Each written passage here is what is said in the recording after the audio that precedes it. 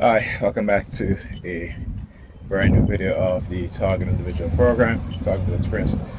So every time I listen to Bob Marley, his album Survival, this is what the New York Police Department would do. As you see, the Negro peon coming out, all black, out of the building. They always got to do this. When every time they use the color black, you'll see when I'm coming out the building, right? There'll be people, perps walking by wearing all black and so forth, right? And then he looks over here at the house. So they start back to do things like that. And how he does it is deliberately, all right? Because it's something that they have conditioned me to recognize. And also me studying what it is that they're doing. All right, so anyway, as I was saying, whenever I'm listening to Bob Marley Survival, which is his album, which is one of his best albums in terms of really shedding light on the global conspiracy of the white supremacists, the white supremacist system all over the globe to engage in manipulating the darker complexion people across the globe, particularly Africa, right? Particularly black Africans. So in his song, one of his songs, Babylon System, you know, this in the chorus he goes, rebel. And every time he says the word rebel, or I sing the word rebel, the New York Predator Department will use their sirens. They will use their sirens. Or the license plate said, I'm done now. The license plate on the vehicle, it says, I'm done now. He was driving pretty fast. Do you think I didn't see it? I guess they wanted me to see it, and it almost bypassed my conscious mind, right? But that's what they do, right? That shit always, they do this shit because some things will bypass my consciousness, even though I may recognize it and I may read it and say it, right? They will, you know, particularly when they're driving, right? Sometimes they'll drive fast because, you know, just want me just to get a glimpse. And, you know, they figure out ways in which they can do these types of subliminal message and, you know, have it, even though you recognize it, right? That it's somehow that you don't speak about it because, you know, it's like a quick flash. Like when they flash images on the screen, you see it, but it bypasses your consciousness and it's embed itself in your subconscious mind. And so this is what they try to do. But anyway, like I said, so, you know, I listen to Bob Marley a lot too. I mean, I've listened to Bob Marley since I was a child. And, you know, continue to listen to Bob Marley all the time. Every year I'm playing Bob Marley. There has not been a year where I'm not listening to Bob Marley. Right? So, like I said, Babylon System is one of the songs, and as well as Get Up, Stand Up, is one of the songs that they don't particularly like. Because those songs talk about standing up for yourself and your rights. And Babylon System is about rebelling the indoctrination within the system, you know? Because it goes something like it says, we refuse to be what you wanted us to be. We are what we are. That's the way it's going to be. You can't educate us for no equal opportunity talking about my freedom, my people's freedom and liberty. All right, so, and then he goes, in part of course, it's like, Babylon System is the vampire sucking the blood of the sufferers. Teach the children the truth. Teach the children the truth. Okay? And it goes, they're graduating thieves. Is that Babylon System? It's another song that he has where he's talking about how, you know, they're building, no, they're building church and universities, right? Graduating thieves and murderers. Right, so even then, they understand that Bob Marley was a very conscious person, right? And because he reached stardom, they had to figure out ways in which to get rid of him, right? More and more people start listening to his messages. More and more people start seeing the reality of what's going on. And he cannot be that influence to awaken the people consciousness. Any person, doesn't matter if you're black, white, Asian, Latin, It doesn't matter if you can see the system which you're living under for what it is, right? Particularly if it's a system that oppresses people. I mean, you look at all over the globe. Look at all the freedom fighters, right? These are people who the state will call criminals, but who only want the best for their people, right? And so they will attack them. They will manipulate them. They will get people around them to. They will pay them. You know, talk about Patrice Lumumba, his best friend, right? His best. They got his best friend. You know, Thomas Sankara. You know, these are, you know, Dr. King, right? We know that around Dr. King, that you had FBI agents, right? Fred Hampton, right? These people, they understand that the Christ consciousness will come into being within people who are oppressed, right? It's not, Christ consciousness don't come from the elites, those in power. Those in power don't want you to have the education, the knowledge that they have, right? They don't want that. So they will never allow you to come into your Christ consciousness. And if you do, they will outright attack you, to discredit you. And if you are a wealthy individual, I say, like, you know, not wealthy, but also individual that has money, and in this case I'm talking about Malcolm Jamal Warner, and you look at his trajectory, his path, and what he was saying, they have to figure out ways in which to get rid of us. I keep saying the white supremacists play chess with us. They removed our king and queens, our knights, our bishops off of the chessboard to checkmate us, right? And all that's left is pawns. That's all. And rooks, right? Your rooks are your celebrities, right? Who they put out there and say, these are your leaders, right? That's your rooks. But the vast majority of us are pawns. So without the king and the queen, without the bishops and the knights, all that left is the rooks, who are the the people, those with status, but are agents of white supremacy, right? Just to pacify us, to engage in lies and manipulation, to tell us, oh, you can make it if you work hard. If you get your education, you can work hard, and put your head down and don't say nothing, right? And then the rooks, these are the regular, everyday folks, what I call the zombies, the sheeps. All right. So the most important pieces, they eliminate, they get rid of, while leaving the only two pieces, the ones that your rooks will also be your pastors, those within the churches, right, who will tell their congregation there's no such thing as white supremacy, who will allow the white supremacists to come into the church because they're receiving money from, the white supremacist government and corporation, right? That is who they choose to be leaders, not true kings and queens, right? Those who they give you a false, and the police force, those are the police officers, the Sambos and Sambinas and the police officers. These are rooks. They give you a sense of being protected, right? But they remove the kings and queens, the knights and the bishops,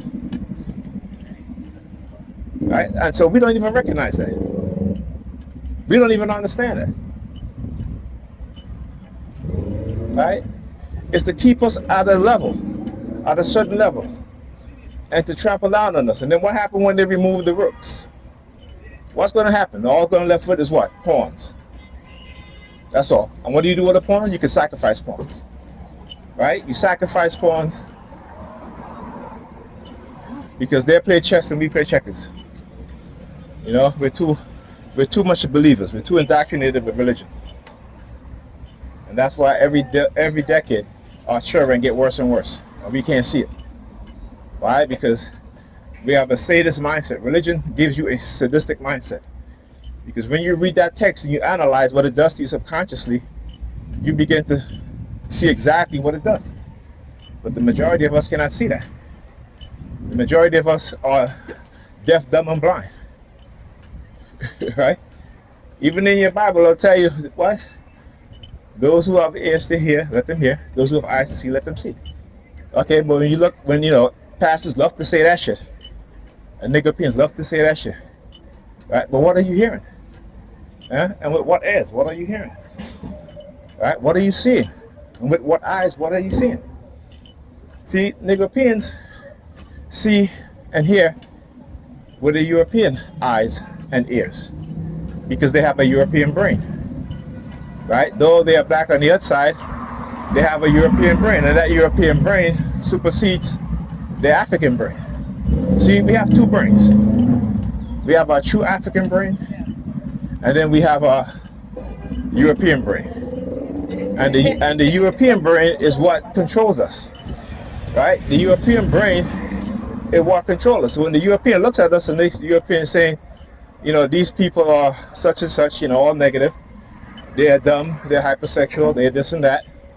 They're aggressive, they're violent. So when we look at ourselves and each other, our subconscious mind tells us the same thing. See, the African mind, if you let the African in and kick the European out, the African mind will tell you that you are great. Our people were great. Our people civilized the world. Oh look, RWH 3207. See the hand behind the back of the head? Right? So, the African mind will tell you that I love myself and I love my people. I love my children. I'm willing to die for me, my children, my family, and my people. Right? See, your European mind ain't going to tell you that. The European mind will say, go destroy the people that look like you that you hate. And every one of us who have a European mind think like that. Right? We have yet to understand these things. Yet to understand it. And with the Europeans engaging in cognitive warfare and neurocognitive warfare, it's even harder. Right? So like I said, they can identify who in our communities are leaders, who in the Arab community are leaders, who in the Hispanic community are leaders. Right? It's like what the the Israel lobbyist group says, right? That we need to seek out the young black people who are getting into politics, and we need to do what? We need to condition them, brainwash them into doing our agenda, not their agenda, not the agenda for their people, right? But our agenda. This is what these Jewish lobbyists have said. Right? Like I said, I don't say anything without you can go and not find the proof or the truth. This is what they said. They said this is, so when you what is it, APAC? So when you look at these black politicians, the Sambos, particularly the Black Caucus, Congressional Caucus, they're beholden to the Israelis. They're beholden to what the Israelis' agenda is and what the Israelis want. Right? Even if that means ignoring their own community, they will do it. I keep saying, nigga appearance talking about Israel, but Israel was committing what? What was Israel doing to black people, particularly black men and particularly black women? Right? They had engaged in a sterilization campaign against black women. Right? That's what's happening in Israel, as well as the assassination of young black men in Israel. Right? The same shit that happened in Israel is the same thing happening here in the United States, particularly when it comes to police and their interaction with black men. All right, so again, but we love to talk about shit that we don't know about, because the Israel that, these churchgoers, these nigger churchgoers love to talk about, all them mess with Israel and all this bullshit. Go in your Bible and see where, if there was ever a land called Israel. Right? So nigger love to claim that they know the Bible but don't know shit. Right? Because let's get out of the shade. Right? I like, stuff over here. Nigger love to claim they know the Bible but don't know shit. All right? Yeah, nice and cool over here. They don't know shit because in the Bible there is no land called Israel. All right?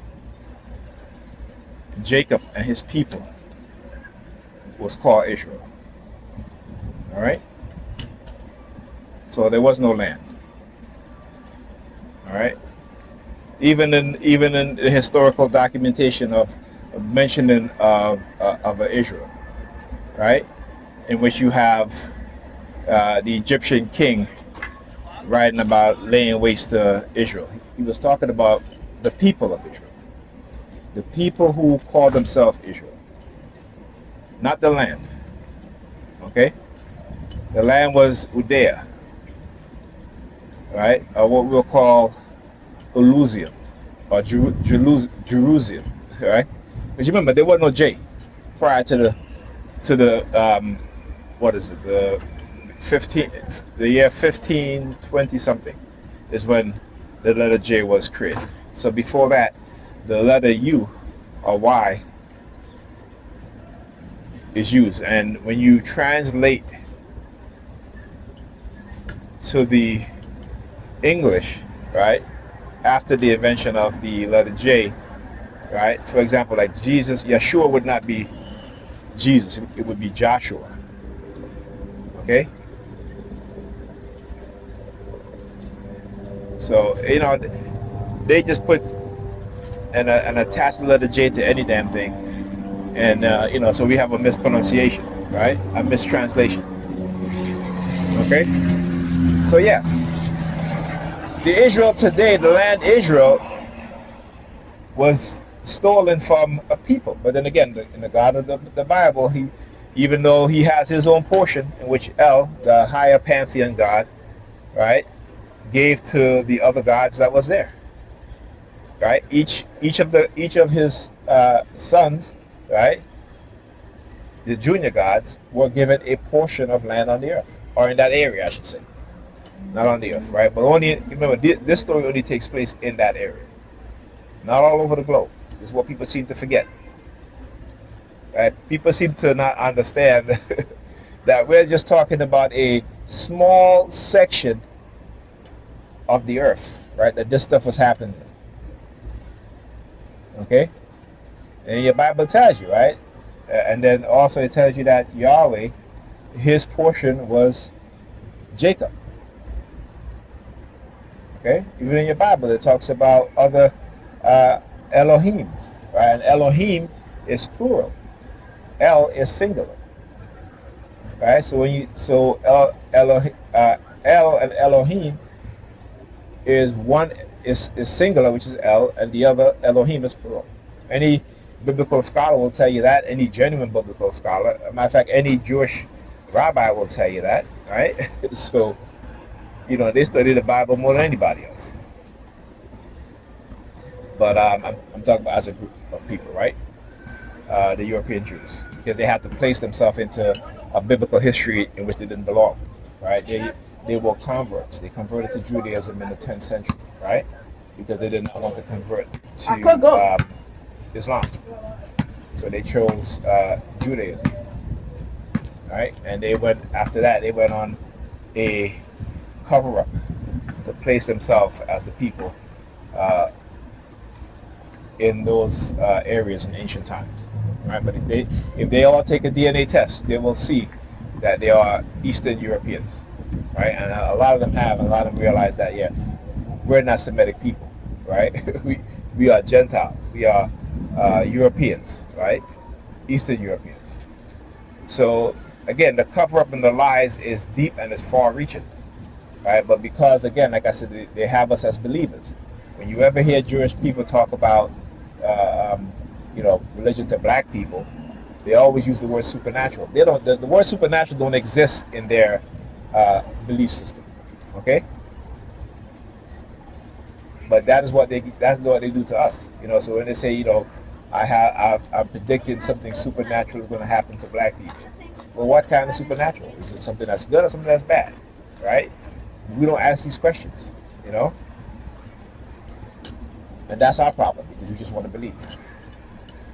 But yeah. So we gotta, like I said, we gotta wake up and wise up and understand how they've stolen our history, and and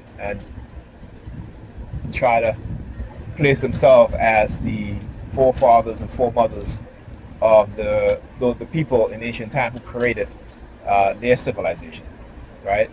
Uh, Again, a civilization, like for example, before there were these white Arabs, there were black Arabs, right? You know what I'm saying? The Sumerians, black. Mesopotamia, black. Greek, black. Rome, black in its inception. Asia, black. Right? In terms of the Chinese, Japanese, Polynesian, um, you know, Malaysian, all these black. All right? Australian, black. you know? So we have to really know what's going on and how these people have conspired to steal our history from us and place themselves as the creator of ancient civilizations and to take the credit away from our people. That's who we're dealing with. And like I said, these people have not changed their mind. They have not. Okay, where are they letting the students out? In the front? All right, yesterday I picked them up from the yard. Anyhow, I'll talk to you guys in the video.